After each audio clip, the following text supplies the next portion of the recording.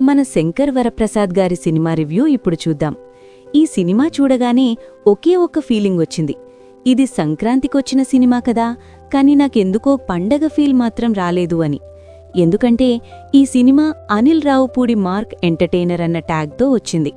చిరంజీవి లాంటి మెగాస్టార్, వెంకటేష్ లాంటి family hero, పైగా ఫెస్టివల్ సీజన్, వీటన్నింటితో ఆడియన్స్ ఎక్స్పెక్టేషన్స్ ఆకాశాన్ని తాకాయి. కానీ స్క్రీన్ మీద చూసిన తర్వాత ఆ అంచనాలకు ఈ సినిమా ఎంతవరకు న్యాయం చేసిందన్నదే అసలు ప్రశ్న. సినిమా స్టార్ట్ అవుతూనే ఒక మెయిన్ ప్లాట్ చూపిస్తారు. ఆ తర్వాత చిరంజీవి గారి ఇంట్రొడక్షన్. ఆ సీన్ నిజంగా బాగుంది. మెగాస్టార్ ఎనర్జీ, స్క్రీన్ ప్రెజెన్స్ అక్కడ కనిపిస్తుంది. అబ్బా, చిరు ఇంకా ఉన్నాడు అనే ఫీలింగ్ వస్తుంది. కానీ వెంటనే వచ్చే హీరోయిన్ ఇంట్రొడక్షన్ కొంచెం ఓవర్గా అనిపిస్తుంది. అక్కడే మొదటి సిగ్నల్ పడుతుంది, ఈ సినిమా టోన్ కాస్త ఆర్టిఫిషియల్గా ఉండబోతోందేమో అని. ఫస్ట్ హాఫ్ మొత్తం భార్యాభర్తల గొడవలు, వాటి మధ్య కామెడీ సీన్స్ మీద నడుస్తుంది.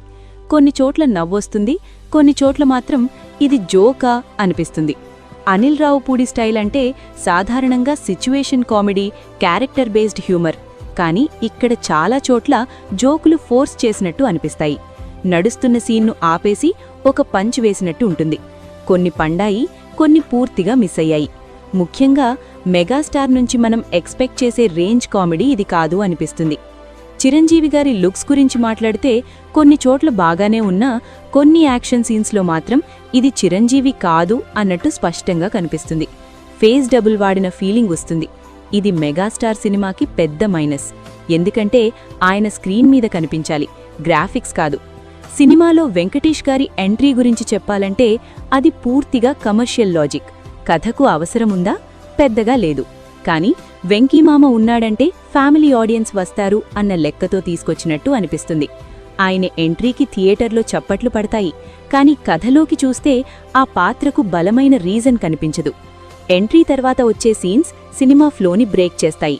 అప్పటి వరకు నడుస్తున్న కథ ఒక్కసారిగా వేరే ట్రాక్లోకి వెళ్ళిపోతుంది. సాంగ్స్ విషయానికొస్తే మ్యూజిక్ ఓకే, 2 పాటలు బాగున్నాయి. కానీ పాటలు ఎందుకొస్తున్నాయి అనిపిస్తుంది. సిచ్యువేషన్కు సంబంధం లేకుండా పాటలొస్తాయి. లొకేషన్స్ వేరే, ఎమోషన్ వేరే. ఇప్పుడు పాట ఎందుకు అన్న ప్రశ్న చాలాసార్లొస్తుంది.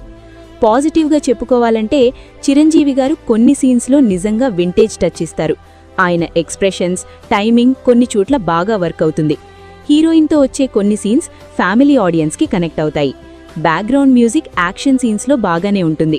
కొన్ని మాస్ మూమెంట్స్ మెగా ఫ్యాన్స్ని ఖుషీ చేస్తాయి. కానీ మొత్తం సినిమా చూసిన తర్వాత వచ్చే ఫీలింగ్ ఇది ఒక యావరేజ్ సినిమా. సంక్రాంతికి